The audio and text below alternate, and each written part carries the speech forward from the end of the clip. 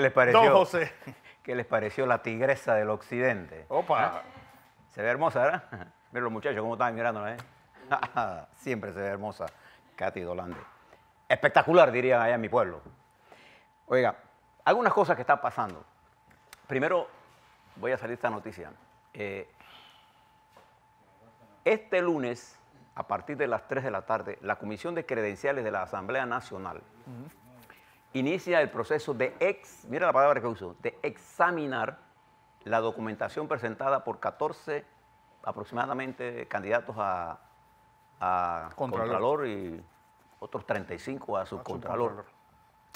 Fíjese que la Comisión de Credenciales solo examina si la persona cumple, tiene los papeles en orden y se acabó, no vota. ¿Por qué? Porque este es el único puesto que se decide en el Pleno de la Asamblea Nacional.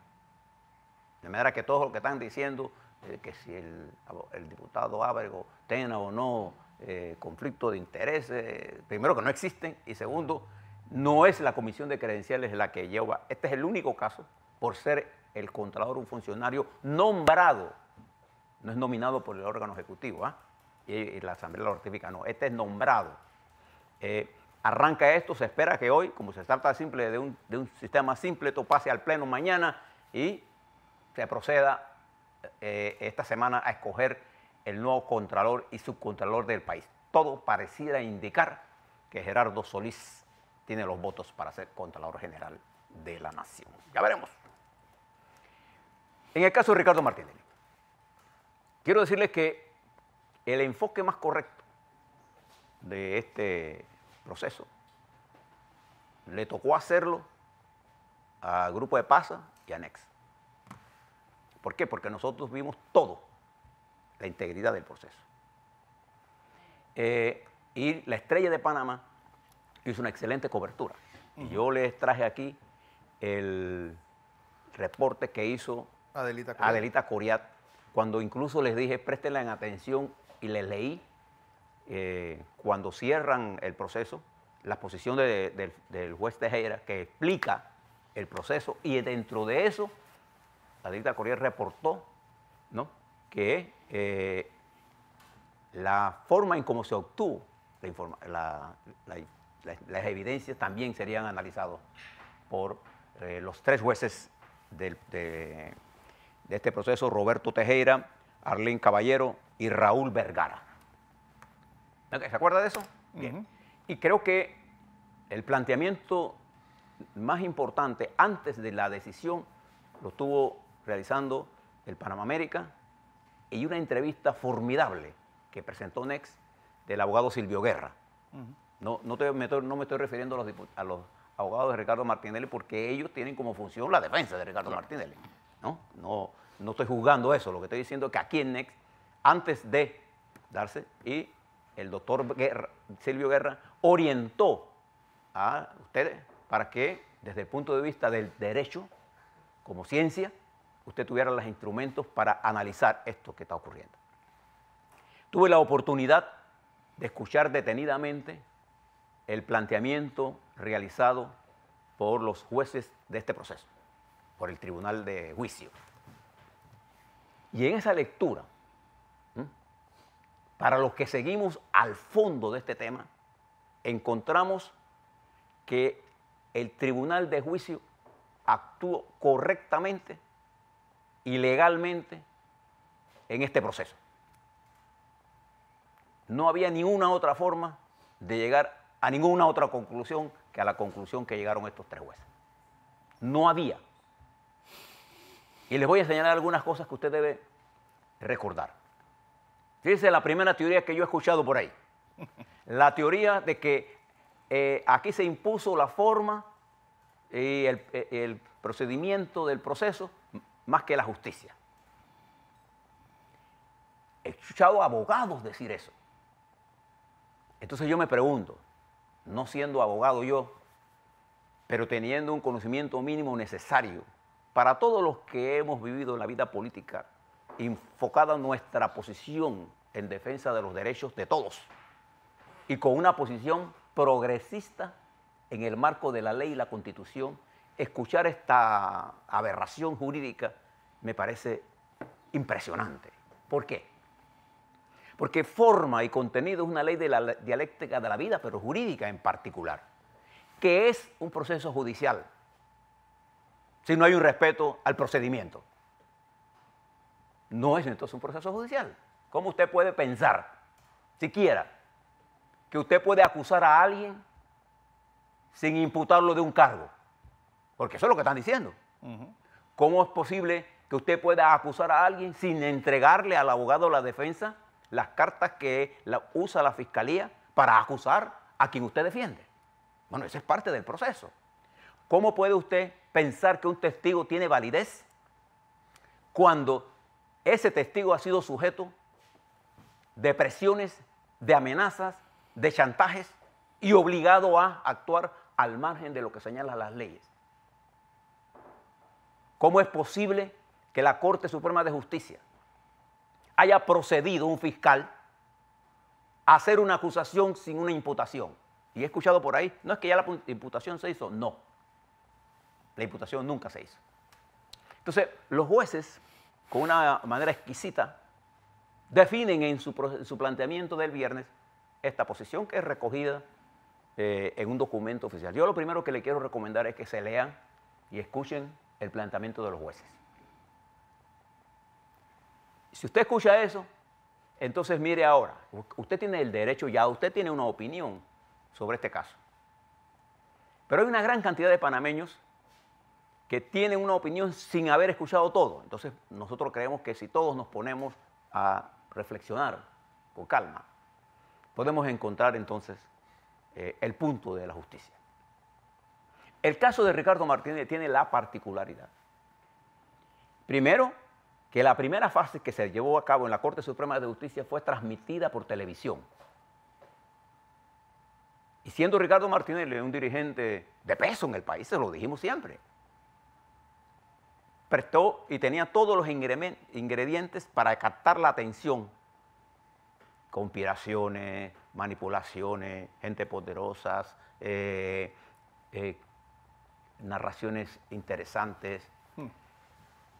Pero el magistrado fiscal de esa causa y el magistrado juez de garantía de esa causa, en forma arbitraria, violaron la Constitución de la República de Panamá y el Código Procesal Penal, a los que ellos, más que nadie, debieron apegarse. Pero fíjese todo esto. Ayer y hoy todavía el periódico La Prensa publica posiciones del magistrado Díaz que parece no tener un sentido de lo que es el sentido común. Un juez, magistrado, que es posible que ese caso vuelva a la Corte Suprema de Justicia, está impedido de estar haciendo pronunciamientos para criticar la acción de otros jueces. Está impedido. Pero pareciera que en él no hay un sentido común. O por lo menos, si no tiene sentido común, un sentido del conocimiento del derecho sobre qué argumentación jurídica o qué legalidad utiliza el magistrado Díaz para, de la forma en que aparece en los periódicos, hacer los tipos de declaraciones que hizo. Pero además, en su planteamiento hay una ignorancia supina, o sea, en la cumbre de la ignorancia del proceso judicial panameño. Cuando él dice que en el proceso intermedio, primero que en el proceso hasta donde llegó en la Corte, la validación de las pruebas se hace en los juicios. Yo no soy abogado, pero yo he leído eso en el Código Procesal Penal. Y al hacerse la validación de la prueba en este juicio, ¿qué nos encontramos? Nos encontramos a que un testigo de la Fiscalía, el señor Caballero, por ejemplo, dice que la cadena de custodia de esas pruebas no estaba segura y fue violada. Como consecuencia, ninguna de esas pruebas servía para nada. Pero aquí hay abogados que dicen que la justicia priva sobre la forma. Señores abogados, sin el procedimiento y el seguimiento al proceso judicial, no tenemos juicio, no tenemos justicia. Tenemos simple y sencillamente una dictadura. Por eso existen los procedimientos. Por eso que forma y contenido es una ley fundamental. Por eso usted ve que en todos los procesos la obtención ilegal de pruebas es sujeto a la declaración de la nulidad de esa prueba. En el desahogo de las pruebas que se dio en el juicio, nos encontramos con eso y nos encontramos con un testigo protegido que los propios jueces dicen que después que hace su dedicatoria, después que habla con el presidente de la República, siendo el presidente los señores comisionados del Consejo de Seguridad, conocedores de esto por parte de él, ellos fueron los que debieron poner la denuncia. Si no, mandan a este caballero para que presente la denuncia y lo ascienden, le pagan. ¿Usted se cree que eso es un testigo que tiene valor? ¿Eso cómo lo vimos? Eso lo vimos cuando se presenta en el juicio, que es donde se hace el desahogo de las pruebas. Allí, en ese momento. Si el juicio se hubiera dado en la Corte Suprema de Justicia, eso hubiera pasado ahí también. Pero el copón de los copones ocurre que cuando le presentan al testigo protegido, los abogados de la defensa, la versión que él dice que él preparó, y resulta que estaba preparado por el señor director del Consejo de Seguridad, Rolando López, y se le pregunta, ¿y ese nombre por qué aparece ahí? Ah, yo no sé,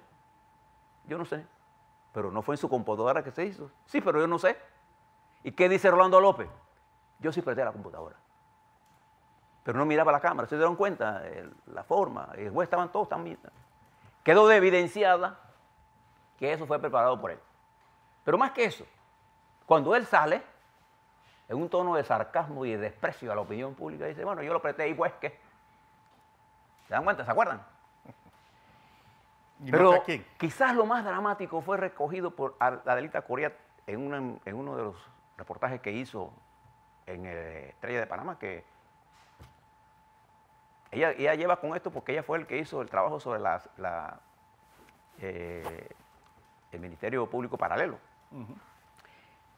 Cuando ella relata lo que cuenta una de las funcionarias del Consejo de Seguridad y a los niveles en que fue sometida esa mujer por su jefe, y lo relata frente a los jueces, y otro relata exactamente lo mismo, los jueces lo expresan en su pensamiento. Estos niveles de coacción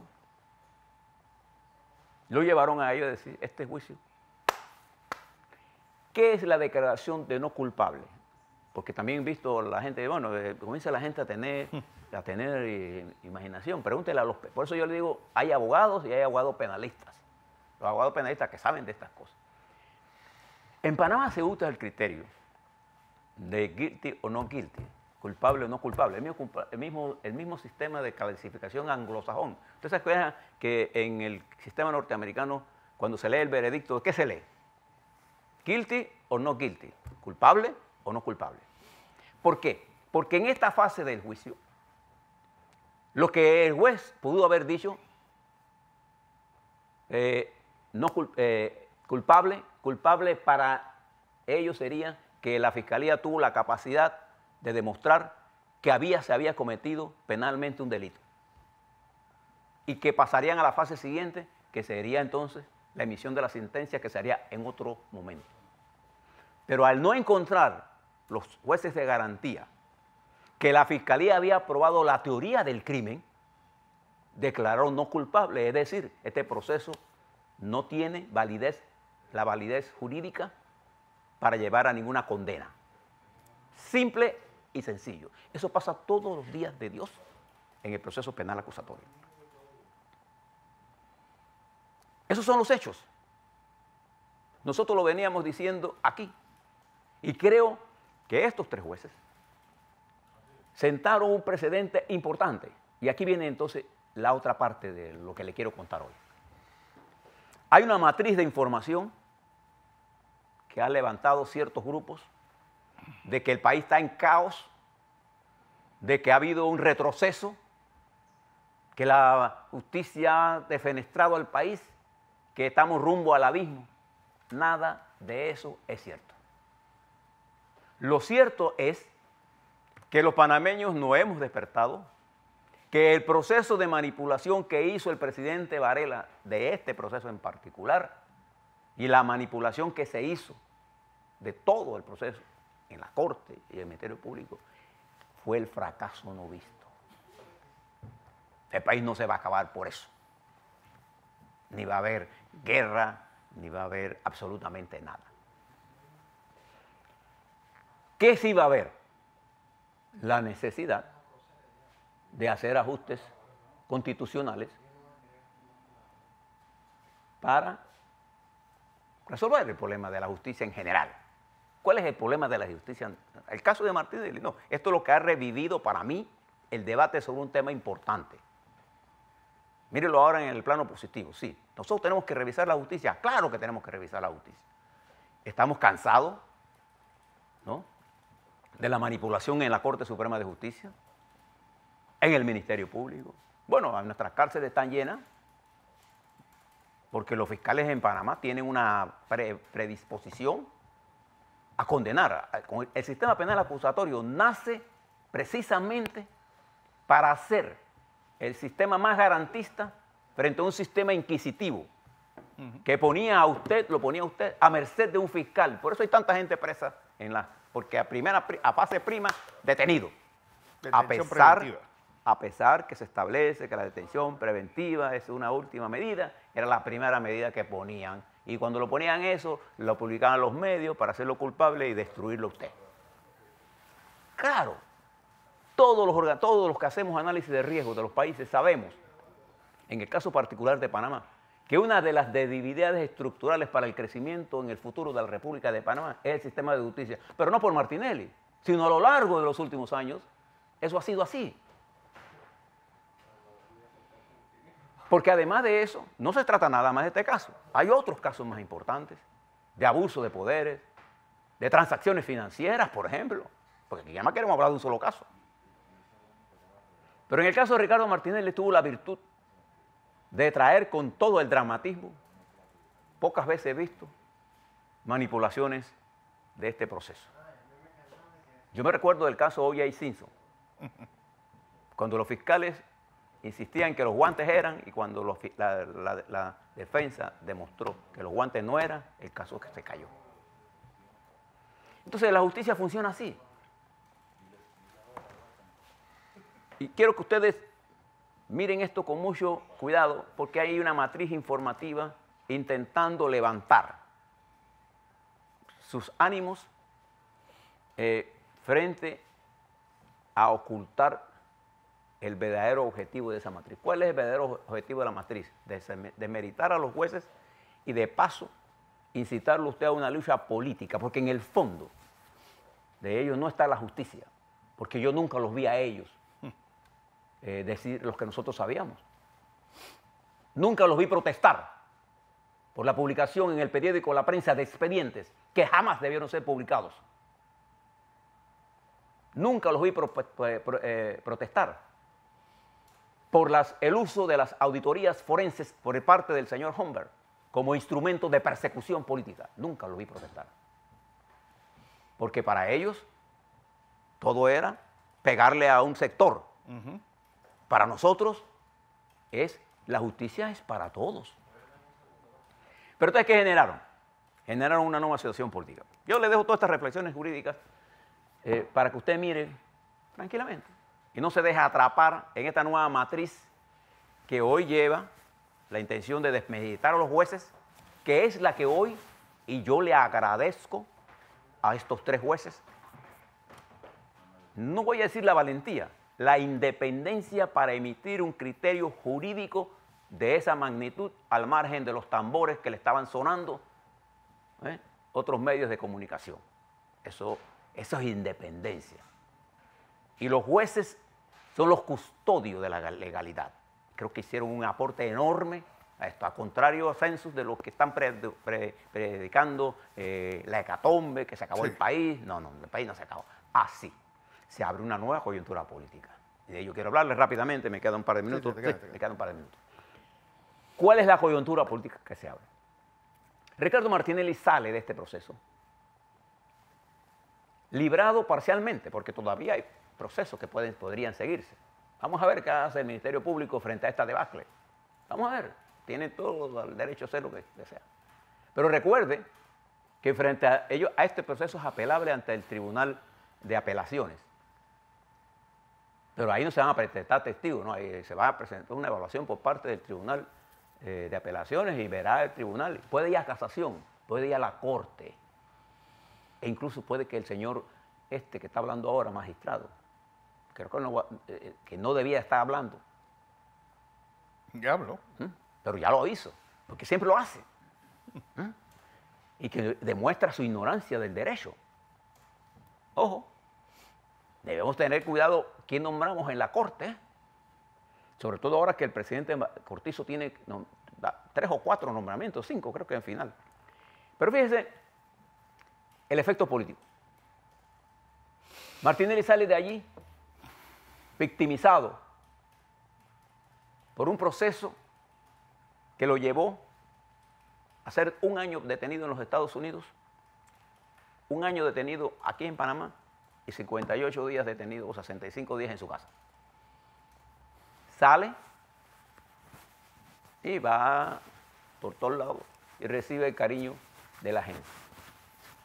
Porque los pueblos aprecian a sus dirigentes y surge un nuevo fenómeno político que se produce en el momento de un gobierno como el de Laurentino Cortizo con apenas 1 mes y medio, que se cumple el 15 de agosto, en el poder. Es decir, unos 42 días tiene Laurentino Cortizo y ahora le surge una dirección política con la capacidad de acaparar toda la atención y pasa al gobierno a un segundo plano. Eso no es bueno para Laurentino Cortizo. Entonces tiene que el gobierno replantearse una estrategia. Porque la fuerza del país está centrada en Ricardo Martinelli. Es un pivote. Entonces, ¿qué plantea esto? El país tiene que buscar un consenso para salir al menor costo posible de esto. Y creo que si a alguien le conviene ese consenso es a Ricardo Martinelli. Ya él lo ha expresado aquí. Pero el gobierno tiene que definir el movimiento de ajedrez y no está prestando la atención a los profetas del desastre. Los profetas del desastre siempre, para ellos la patria se acaba cuando se acaban sus intereses. Para mí la patria es más eterna. ¿Usted ha visto algún país que se ha acabado? No, no. Simplemente los acontecimientos nos van renovando. Entonces yo creo que Panamá tiene una gran oportunidad. Y entonces este es el momento en que tiene que florecer un liderazgo inspirador, un liderazgo unitario, un liderazgo en la cual nosotros tenemos que renovar nuestra institucionalidad, pero tenemos que hacerla con la inteligencia suficiente para no destruir y ponernos en manos de los lobos que hoy se reparten el mundo con más fuerza que nosotros, los imperios. Y no es los Estados Unidos solo el imperio, lo es Rusia, lo es la China, lo es Japón. Sí, son imperios que no tienen amistades, tienen intereses. Lo es un continente, mire nuestro continente desplazado, despedazado. Nosotros somos como un lunar en el medio de la caótica situación de América Latina. Nosotros somos el único país. América Latina, mis queridos televidentes, va a crecer 0,5%. Argentina, que fue a elecciones, está creciendo en negativo. Es decir, va abajo. Venezuela está en menos 50 y algo. Nicaragua está en menos 10%, México en 2,1%, el resto de América en 0,5%. Nosotros tenemos una capacidad de recomponernos. Por eso yo estoy en contra de los profetas del desastre.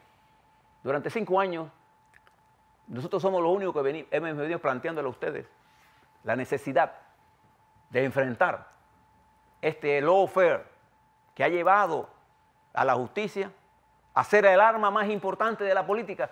No es la justicia el arma más importante de la política. El arma más importante de la política es el diálogo, es la discusión, el acuerdo. es que el presidente de la República asuma el liderazgo de conducir la nación, pero la nación no es PRD, nada más. La nación somos todos, los partidos, los que no estamos en partidos. Entonces ahora se impone un acercamiento de las fuerzas políticas para valorar lo que estamos haciendo. ¿Frente a qué cosas, por ejemplo? Nosotros tenemos un conjunto de reformas constitucionales que se está debatiendo por bocas del toro. Con todo el aprecio que yo tengo a todo el país, el debate se hace aquí en la ciudad. Y nosotros estamos hablando de la Constitución como escondido. Estamos hablando, tenemos que hablar de las reformas que tenemos que hacer al sistema de la APP, de las asociaciones públicas privadas, como un mecanismo de captar fondos. Tenemos que ver la ley de contrataciones públicas con amplitud. Pero tenemos que hacer dos reformas fundamentales. Una de ellas va dirigida a la reforma que tenemos que hacer en el sistema educativo. La otra al sistema de salud pública. Y quizás la más importante es cuáles son los ajustes financieros que vamos a hacer para producir ahorro nacional y mejorar el papel de la Contraloría General de la República en la fiscalización, porque eso es lo que hace la Contraloría. El señor Humbert se convirtió en un dictatorcito de la avenida B. Balboa. Balboa, ¿qué ve? Y como chiquillo rico, haciendo la marquesa que le daba la gana, no, esto no lo firmo. Y entonces, ¿qué hizo? Al detener todo eso, ¿qué hace el señor Humbert cuando detiene las obras? Porque le sale de su forro, pues. Porque incluso ha llegado hasta querer controlar los procedimientos de aprobación de contratos internacionales que han sido firmados por la República de Panamá con organismos internacionales financieros y fueron refrendados por él. Y ahora él quiere violar esos contratos internacionales, afectando la estabilidad jurídica del país. Ese es el Contralor. Entonces necesitamos reforzar esa Contraloría General. Usted lo ve a la opinión pública de estos hablar de Humbert. No. No lo ve. Entonces esta selectividad en el ataque ha sido dirigida con un propósito: desviarnos de lo que debemos hacer. Y por eso nosotros hacemos un esfuerzo en esta empresa de darle a ustedes los elementos, porque ¿qué es lo que se impone en este momento? La guerra de guerrillas a la que estamos acostumbrados y nos acostumbró Varela, sí, con el grupo de policías que dirigió este país por 5 años. O se impone el diálogo, la concertación de fuerzas para destruir el sistema varelista. El sistema, porque ese fue un sistema que afectó a la Policía Nacional. Nosotros tenemos que rescatar la Policía Nacional. Nosotros tenemos que rescatar la institucionalidad poco a poco. Porque estos no son empujones que hay que dar. Entonces todo el mundo ahora anda reclamando que el presidente Cortizo se pronuncie sobre qué se va a pronunciar el presidente Cortizo, porque si se pronuncia a favor o en contra le van a caer encima. Y entonces todos comienzan a la teoría. No, nosotros queremos saber qué piensan. No, ya hay un pronunciamiento de la justicia. Lo que sí tenemos que hacer es recorrer un camino juntos, pero no revueltos. Exacto. Es decir, la colaboración con el presidente Cortizo no está condicionada a la rendición de las banderas que yo sostengo como ciudadano o como colectivo político. No, está condicionada a crear el espacio necesario para hacer los ajustes en estos primeros años de la administración para que la República se mantenga de sí, para lograr el sueño de nuestros mártires. Para eso es lo que necesitamos esto. Entonces, yo cuando veo todos estos muchachitas calle arriba y calle arriba, muchachos, no voy a decir palabras, muchachitas por sentido de aprecio, yo no tengo la costumbre de minimizar a nadie. Cuando yo veo todos estos espantos de decir que ya la bandera está negra y que bueno, ustedes pónganse a pensar lo siguiente. ¿Qué estará pensando Lucy Molinar cuando le montaron un proceso en la que ella no tiene nada que ver con eso? Ella sí está de luto. ¿Qué estará pensando esa señora del Consejo de Seguridad, atormentada, que estuvo a punto de suicidarse? Piensen en eso. ¿Qué tenía que hacer estos policías? Está dirigiendo la nación en base a mentiras. ¿Por qué no pensamos en eso aquí? Entonces tenemos que hacer un ajuste. Y creo que el liderazgo de esta fase le toca, por derecho constitucional, al presidente Cortizo. Pero la estructura del poder de Cortizo, su partido, tendrá que llegar a acuerdos fundamentales para establecer el camino, la ruta por donde vamos a trazar todos, que en gran medida va a depender mucho del grado de comprensión que tengamos de la situación y de cómo nosotros interpretemos estratégicamente la coyuntura sobre la que vive el país, no solamente en lo interno, sino en lo internacional. Y nosotros hacemos un esfuerzo aquí todos los días por brindarle a usted información internacional que está relacionada con nosotros. ¿Para qué? Para que comprenda que no podemos mirar lo nacional porque gran parte del destino de nosotros está decidido por las fuerzas hegemónicas externas.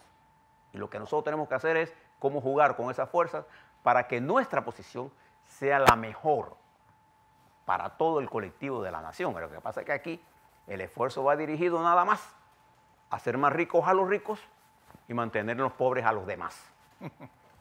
Así que yo los invito a que se lean el fallo. Lean, no esté haciéndole caso a los tweets, ¿no? Y escuche a la gente que sabe de los procesos legales de verdad, ¿no? Hay muchos abogados que yo creo que debieran volver a leer los códigos, porque no lo están leyendo, están opinando políticamente, tienen derecho a opinar políticamente, pero no usen entonces el criterio jurídico para explicar tonterías, porque además son peligrosas. Pretender creer que la forma en cómo se obtiene la información, cómo se dirige un proceso, no es importante, es matar la justicia.